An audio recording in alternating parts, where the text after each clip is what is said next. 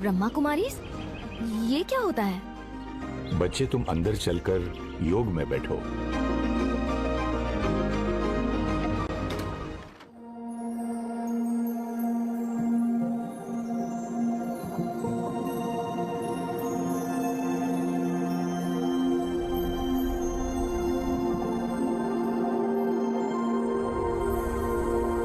कितनी शांति है, कितनी पावर है, इतना लाइट फील हो रहा है।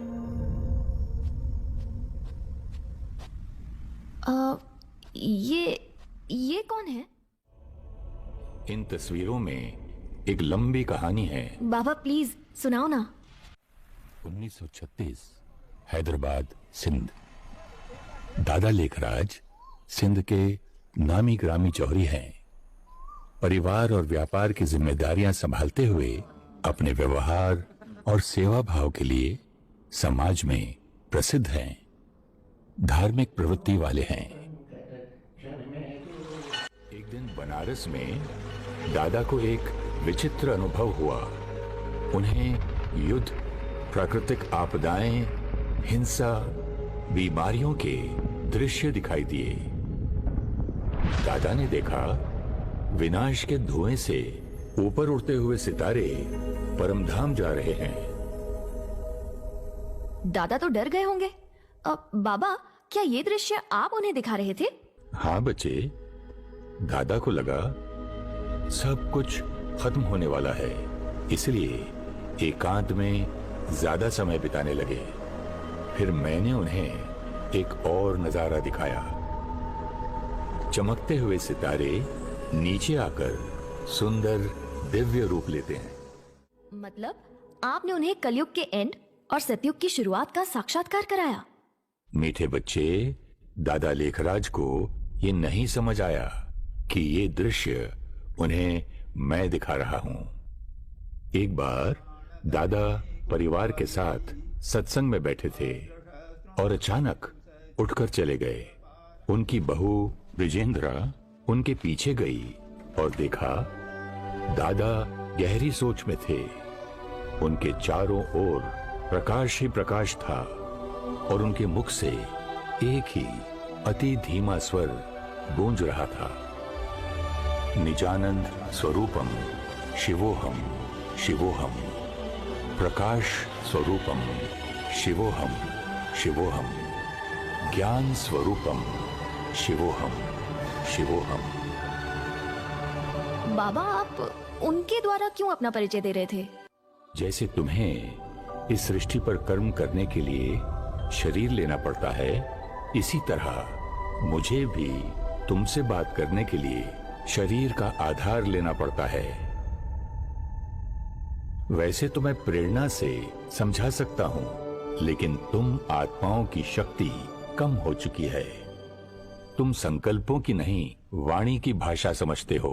बाबा, आजकल तो बोलने से भी हम एक दूसरे की बात नहीं समझ पाते। संकल्प कैच करना तो इम्पॉसिबल है। इसलिए मैंने दादा लेखराज के तन का आधार लिया।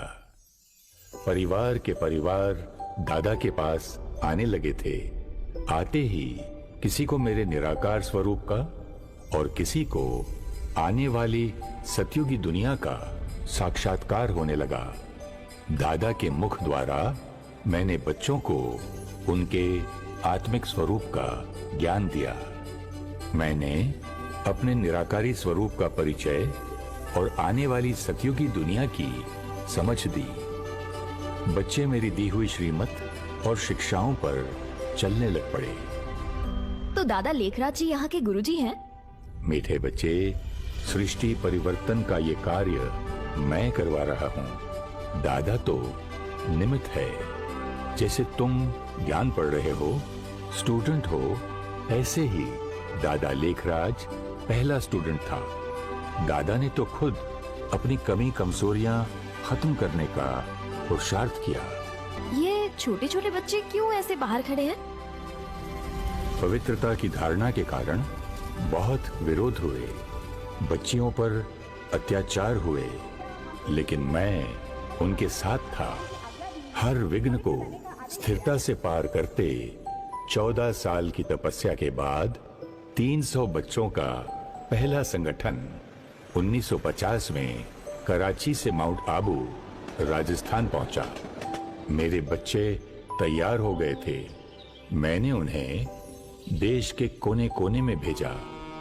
हर एक को ये संदेश देना था कि मैं निराकार परमात्मा सृष्टि पर आ चुका हूं। ज्ञान और योग बल से सतयुग लाना है।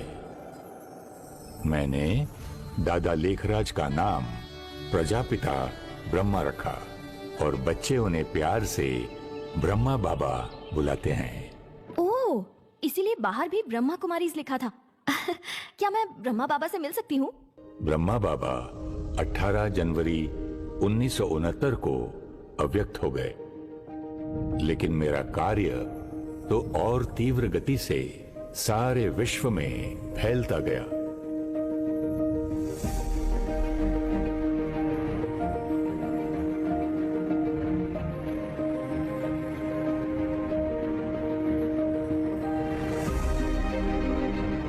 लाखों लाखों बच्चे घर गृहस्थ में रहते ज्ञान की धारणा, योग की तपस्या और पवित्रता के बल से मेरे सृष्टि परिवर्तन के कार्य में जुड़ चुके हैं।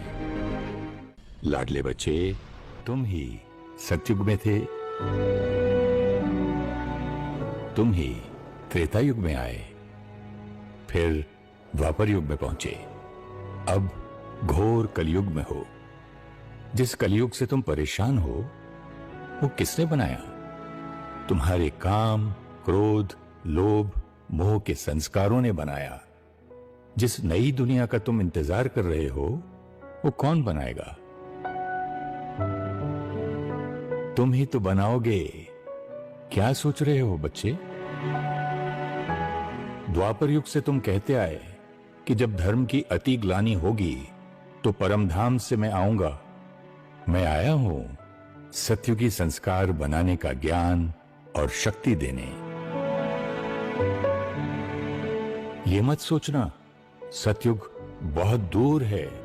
सतयुग तो बस आया कि आया। एक तरफ मेरे ढेर बच्चे अपने विकारों वश इस कलयुग को अति में लेकर जा रहे हैं।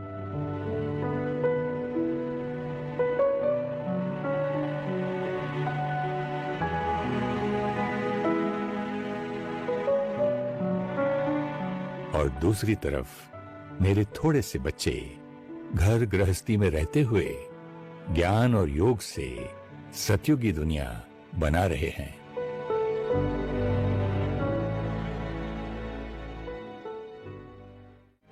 बाबा, क्या मैं भी आपकी शिक्षाओं पर चल सतयुगी संस्कार बना पाऊंगी?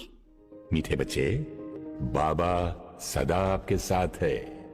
हिम्मत का एक कदम आपका और पदम गुणा मदद बाप की। सफलता तो निश्चित है बच्चे। शुक्रिया बाबा, शुक्रिया बाबा।